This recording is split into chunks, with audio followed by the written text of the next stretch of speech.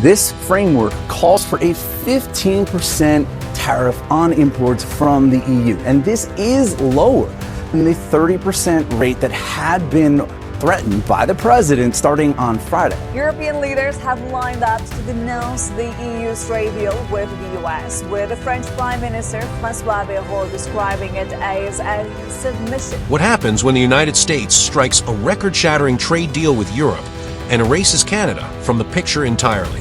That's not a hypothetical. It just happened. And the message to Ottawa couldn't be clearer. You don't matter. In a televised spectacle from Washington, President Trump signed a sweeping trade pact with the European Union that slammed a 15% tariff wall on dozens of key imports while unlocking what the White House boasted would be a tidal wave of European money. EU negotiators pledged an eye-watering $600 billion in investments and another $750 billion in U.S. energy purchases, a trillion-dollar power play that Trump celebrated as the biggest win America has seen in decades. Cameras flashed, allies applauded, and in that entire ceremony, Canada's name was never spoken, not once. That silence was not an oversight. It was a deliberate act of exclusion. Canadian Foreign Minister Peter MacKay captured the mood bluntly. Canada is now on the outside looking in, powerless as Washington and Brussels redraw the global trade map. French President Emmanuel Macron visibly shaken, went as far as calling the agreement a dark day for Europe. But across the border, the darkness feels even more suffocating. Ottawa has been shoved to the sidelines. Its economy treated as collateral damage in a geopolitical chess match it's no longer invited to play. If America is willing to cast aside its largest trading partner today, what's next? Will Canada's voice be erased entirely when the high-stakes USMCA review begins in 2026? How many industries will be sacrificed before Ottawa is even allowed back in the room?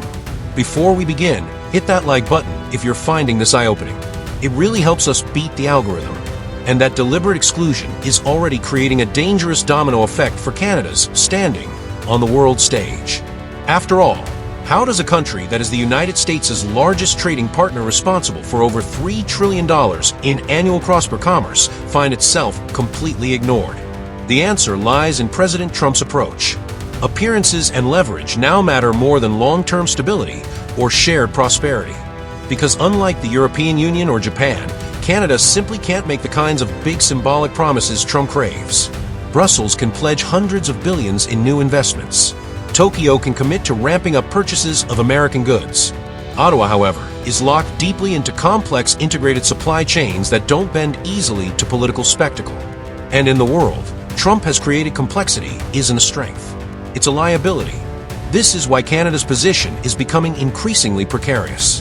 When you're no longer seen as a prize partner, but as a piece of background noise, your leverage evaporates. And once that perception takes hold in Washington, it's nearly impossible to claw it back. If you've made it this far, you probably care. Consider subscribing to stay updated. And that loss of leverage isn't just an economic problem. It's a geopolitical one. The 15% tariff agreement between the US and the European Union is being interpreted by many European leaders, particularly in France, as nothing short of capitulation to American pressure. French President Emmanuel Macron's blunt assessment of a dark day for Europe wasn't just rhetoric. It reflected the uncomfortable reality that the EU accepted harsher terms to preserve its security commitments with Washington, especially amid ongoing tensions with Russia and the uncertainty surrounding Ukraine. By contrast, the United Kingdom, free from the constraints of EU bureaucracy after Brexit, managed to secure a deal with tariffs closer to 10% and far less damaging conditions. That comparison underscores how constrained the EU has become in its global economic strategy. It had no choice but to make trade-offs between economic concessions and security guarantees, and it came out weaker for it. Meanwhile, Canada, sidelined from these negotiations, entirely finds itself in a paradoxical position. On one hand, it's been excluded and diminished in Washington's eyes. On the other hand, by standing outside the EU-US framework, Ottawa has avoided the painful trade-offs that Europe was forced to swallow. It doesn't have to compromise national security priorities for the sake of economic access, at least not yet. But the question is how long that fragile advantage will last. And that's where the structural weakness of this so-called victory becomes impossible to ignore. Beneath the choreographed handshakes and press statements, the European Union's commitments are little more than political promises. The pledge hundreds of billions in investments and vast purchases of U.S. energy are not locked into enforceable contracts. They rely on the goodwill of future leaders and the stability of volatile markets, two things that history shows can vanish overnight. This lack of legal grounding is not a minor detail. It strikes at the very core of the deal's durability. Because the agreement bypassed formal approval by the U.S. Congress, there is no legislative safety net ensuring its continuity. One budget fight, one legal challenge, or one change in administration could be enough to unwind the entire arrangement. That uncertainty is a ticking time bomb, especially when political cycles in both Washington and Brussels can shift dramatically within months. The fragility extends beyond politics. Global energy markets are in flux, shaped by unpredictable conflicts, climate-driven disruptions, and competition from rising players like China and India. If prices spike or supplies tighten, the EU's lofty pledge to buy U.S. energy could quickly become untenable. Similarly, the investment promises depend on corporate confidence that may evaporate if the global economy tips into recession. For Canada, this volatility is a double-edged sword. On one hand, the EU-US pact could collapse under its own weight, validating Ottawa's decision to avoid rush concessions. On the other, the very instability that could torpedo the deal might also destabilize the wider trading environment Canada relies on. Either way, the uncertainty makes it harder for Ottawa to plan ahead. With so much of the future tied to a framework that could vanish as quickly as it appeared, the stakes for Canada are only growing sharper by the day. But while the EU-US deal remains precarious, the immediate effects on Canada are already visible, and they're not insignificant. Key industries that have long anchored the Canadian economy are feeling the pressure. Automakers are grappling with higher input costs and growing uncertainty about future cross-border access. Steel and aluminum producers, which depend heavily on integrated North American supply chains, are facing tighter margins as U.S. buyers begin prioritizing European suppliers covered by the New Deal. Even lumber exports, a traditional stabilizer in economic downturns, are encountering greater resistance at the border as American importers shift orders to protect themselves from potential tariff escalations. Yet, despite these pressures, the Canadian economy has so far proven remarkably resilient. According to CBC, national GDP slipped by only 0.1% in April and is projected to contract by another 0.1% in May 2025, a slowdown, but not the free fall some feared. Much of this stability can be attributed to the protective framework of the Canada-US-Mexico Agreement CUSMA. Roughly 90% of all goods traded across the US-Canada border remain subject to extremely low tariffs, averaging just 2.3%. That safety net has shielded Canadian exporters from the full brunt of Washington's more aggressive trade maneuvers, at least for now. But the question hanging over Ottawa is how long that buffer can last. The reality is that market confidence can erode quickly if investors believe Canada is losing its position as a preferred trading partner.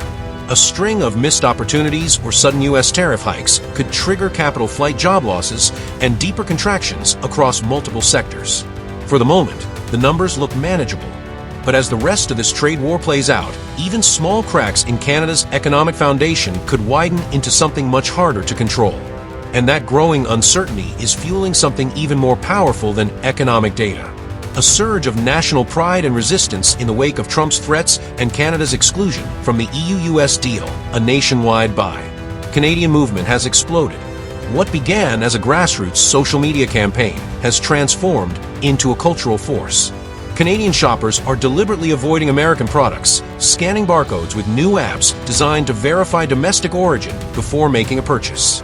Shelves once stocked with U.S. brands are seeing a noticeable shift as consumers vote with their wallets. The pushback doesn't stop at the checkout counter. Tourism boycotts are gaining traction with Canadians canceling vacations to the United States in unprecedented numbers. Even major sporting events are becoming flashpoints with fans urging leagues to relocate games out of U.S. cities and sponsors facing pressure to drop American partnerships. This isn't just a consumer choice. It's a symbolic rejection of Washington's heavy-handed tactics. What makes this movement so impactful is that it's not being orchestrated by the government in Ottawa. Instead, it's emerging organically amplified by a social media ecosystem Trump can't control. Hashtags calling for economic self-reliance trend daily, while viral videos celebrate local producers and small businesses thriving on domestic demand. For a Canadian government struggling to project strength in the face of Washington's pressure, this groundswell of popular support is a priceless political asset. Ottawa is using the momentum carefully. Without openly fanning the flames, federal officials are quietly embracing the nationalist energy as a way to shore up public morale and strengthen the country's negotiating position. It's a reminder that trade deals and tariffs aren't the only battlegrounds in this conflict. Hearts and minds matter too, and in that arena, Trump's usual playbook is falling flat. But the real test of Canada's endurance is now just days away. Riding high on the momentum of the EU deal, President Trump has issued his most sweeping ultimatum yet. Beginning August 1st, 2025, the United States will impose a 35% tariff on every Canadian product entering the country unless Ottawa capitulates. It's an all-encompassing threat that would effectively raise the cost of doing business across the border, overnight hammering sectors from agriculture and manufacturing to energy and consumer goods.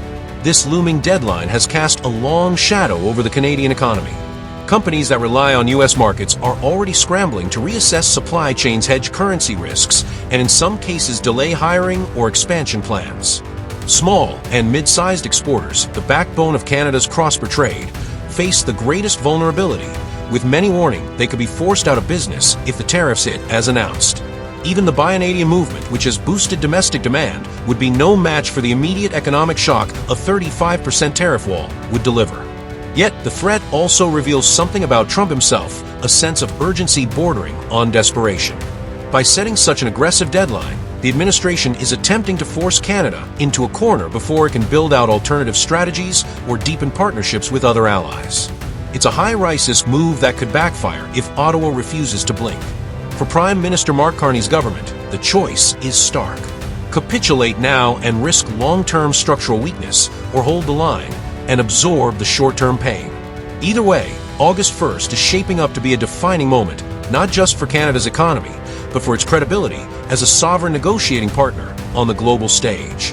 And yet, as the August 1st deadline looms, Trump's own rhetoric may be handing Ottawa an unexpected advantage. In a moment of frustration just days before the tariff threat was set to take effect, the president publicly downplayed the entire standoff, declaring that he was not focused on Canada and that a deal might not happen at all. To the untrained ear, it sounded like a shrug. But for Canada, those words were a gift.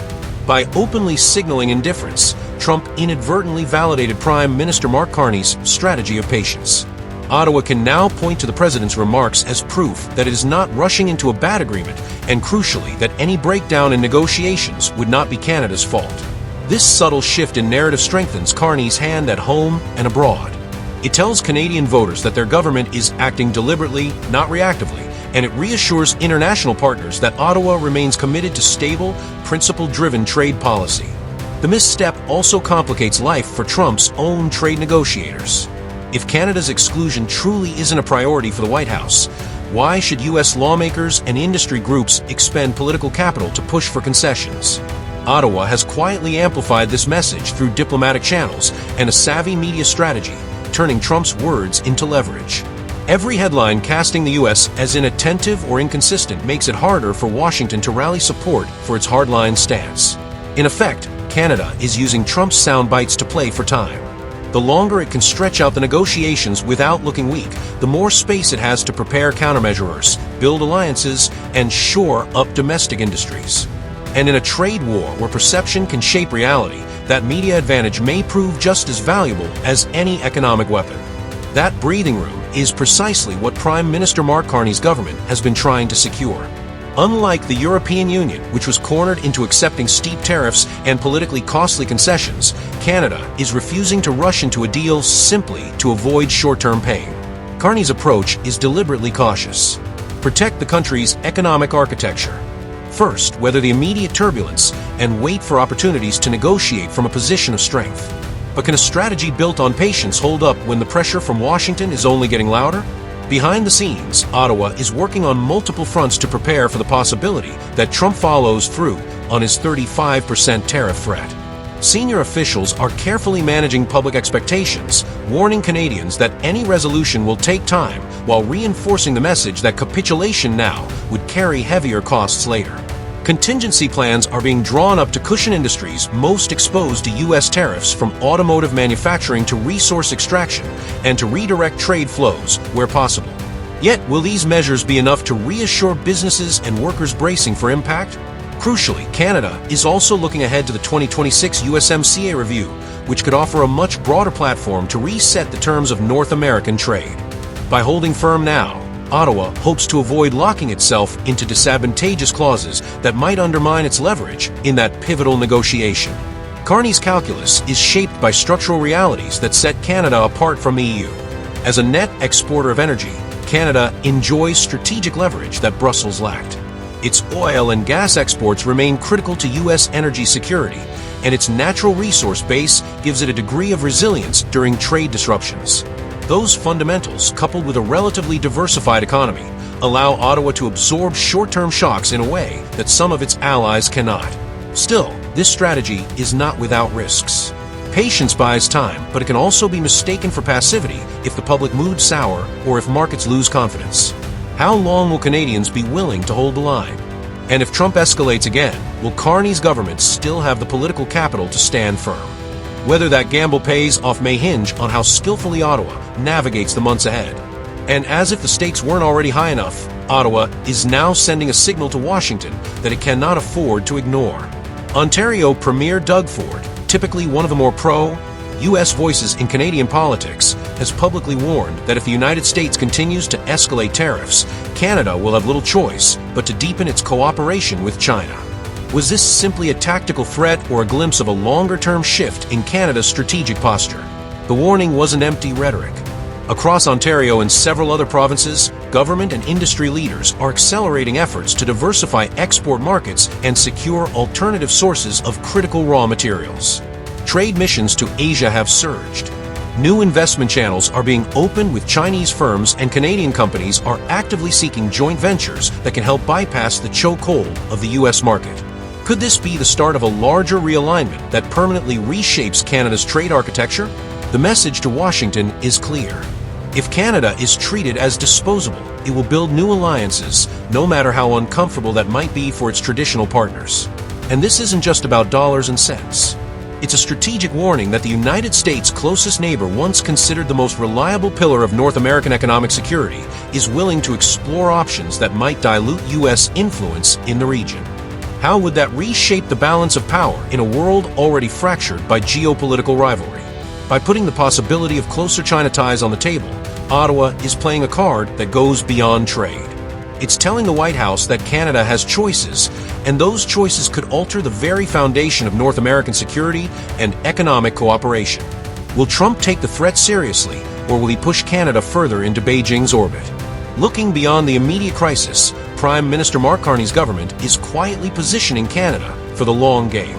The 2026 USMCA review is being treated as a strategic opportunity to fundamentally reset Canada's role in the North American trade architecture. Rather than rushing into a short-sighted deal that could limit its leverage, Ottawa is deliberately pacing itself, preparing the groundwork for a much broader renegotiation. Part of that preparation involves crafting a parallel security economic framework with Mexico aimed at reinforcing defense cooperation and strengthening cross-border supply chains. If the United States chooses to impose high tariffs, now both Canada and Mexico will be able to present a compelling case that punitive duties don't work as bargaining chips. They merely alienate partners and drive them toward alternative alliances. Trump may want other countries to sign Fast Pay Up and Buy American, but Canada is refusing to play that game. This measured approach carries obvious risks. Prolonged uncertainty could test public and unsettle markets, yet is also a calculated act of self-preservation. By prioritizing national interests over quick fixes, Ottawa is betting that patience, not panic, will ultimately yield the most durable results. In a trade war defined by brinkmanship, could patience be the boldest move of all? And if Canada's strategy succeeds, what message will that send to other U.S. allies navigating similar pressures? As the clock ticks toward the next major inflection point in this trade standoff, one thing is clear. Canada's strategy will not only shape its own economic destiny, but could also redefine America's relationships across the globe.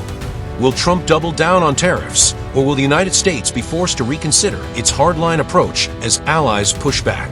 And more importantly, How long can Canada hold the line before the pressure becomes unbearable? Thanks for sticking around. If you found this valuable, like and subscribe to support more content like this.